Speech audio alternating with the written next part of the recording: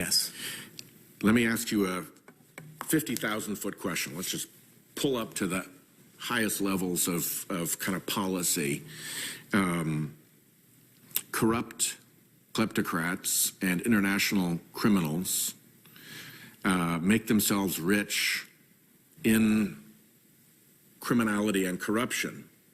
But then at some point, they need the legitimate world in order to protect and account for their stolen proceeds. How good of a job is the legitimate world doing about fencing off the corrupt world rather than facilitating it and aiding and abetting it? How well is the United States of America in particular doing in that role?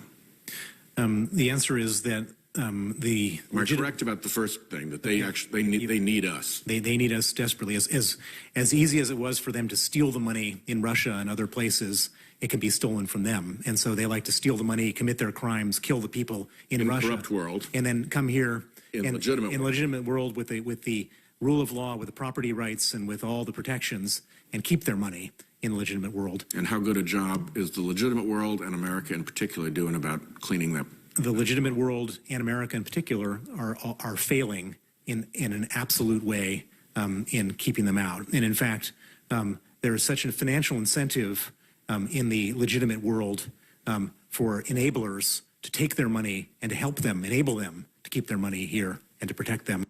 It's a completely lost game. I'd note that the American Bar Association, of all things, has stated its opposition to our incorporation transparency bill, which would appear to be driven by that group of enablers who are also members of the bar. Well, the lawyers are some of the worst enablers in these situations, and they somehow say, well, everybody needs a legal defense, and that's their justification for working for some of the most heinous people on the planet.